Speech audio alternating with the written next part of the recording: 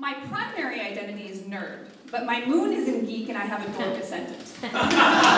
These days, everyone wants to be a geek. Maybe they think they'll make more money in the tech industry or seem slightly more interesting if they say they like TV shows with dragons. But let's face it, geek is now mainstream. The truth is, when people say geek, they often mean nerd, and a nerd is something different but equally cool. A nerd is someone who, for example, I don't know, took the national Latin exam for fun in 9th grade, or played the French horn for a dozen years, or knows that forensics is not about CSI Miami. No, forensics is the only sport a nerd can hope to letter in besides band or orchestra. As you might imagine, a nerd had to suffer for their passions in high school and was branded an outsider, which, incidentally, is the subject of the majority of geek literature, the experience of difference.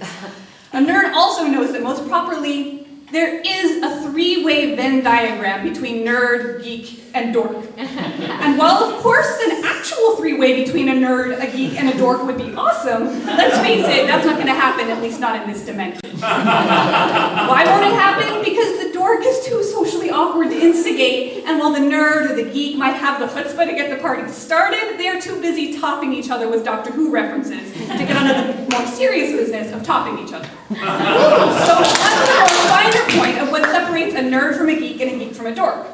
A nerd's idea of a great night in is reading the latest Pulitzer Prize-winning novel. A geek's idea of a great night in is a marathon viewing of the latest Joss Whedon Enterprise and/or the latest voyage of the Starship Enterprise. A dork's idea of a great night in is, wait, there are other options than spending the night in?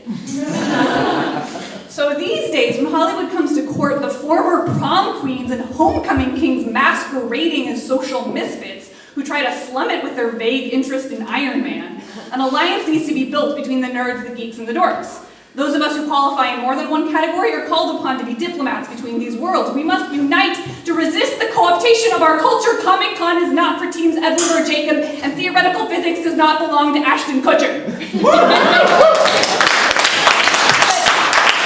Part of me wants to hesitate when I trash on Twilight fans. I know, because let's face it, most of them are women. When I say I want to keep the mainstream out of geek culture, I realize that can easily be mistaken as keeping it pure, keeping out the riffraff, the unintelligent, the people who just don't get it. You see, I know Geektopia isn't everything it's cracked up to be. I know that if you're not a straight white dude, this world can be less than inviting. This shit runs deep. The currency of the geek, nerd, and dork world is intelligence. And white supremacist, heterosexist, capitalist patriarchy insists that straight white dudes are smarter. It's an ugly, uncool bullshit reality of privilege and oppression. Also, men act and women are acted upon, so in comics, right? Men are the heroes, women are, the vast majority of the time, the scantily clad villains. And this sucks. Geek culture, for all its subversive hijinks, rarely escapes these biases completely. It often reinforces them. Take two glances at the majority of women's superhero costumes and their Barbie-esque physiques, and you'll know that when Stan Lee wrote the character Mystique, he wasn't thinking about Betty Friedan. And even though the metaphor of the X-Men's difference is intersectional and can be applied to the struggles for racial equality, one look at Storm can assure you he wasn't thinking about bell hooks either.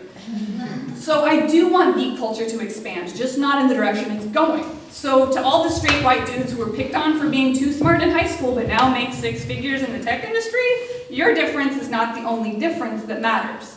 But Twilight sucks. And I'll stand by that, in equal parts because of the horrible writing and horrible sexism and racism. Yes, stalking your girlfriend and depicting indigenous people as werewolves are both problems. Being a geek is a commitment. You have to worship at the altar of commodity fetishism for a while. You have to waste a good bit of time and money on comic books and cult television. You have to learn some passwords like the TARDIS, it's bigger on the inside. Being a nerd is a commitment. You have to worship at the altar of your academic discipline for a while. You have to waste a good bit of time and money on books and alienate at least a few friends and lovers with your snobbery. You have to learn some passwords like string theory or white supremacist, heterosexist, capitalist patriarchy. And this brings me to my last point. What we can all learn from the red-headed stepchild of the Venn diagram, the one geeks and nerds are afraid to own, the dork. The dork is not afraid to be unpopular. She's embraced it. The dork is not afraid to say things that will piss people off. In high school, that might mean Napoleon Dynamite level social awkwardness, but as an adult, that can mean calling out the sexism, racism, and homophobia of this sacred geek text and acknowledging that the sciences are still, sadly, the bastion of the straight, the white, and the dude. Calling this stuff out is not comfortable, not cool, and that's better than cool. That's heroic. So no, this isn't Revenge of the Nerds, it's It's the rise of the geek, nerd, dork trifecta. Woo!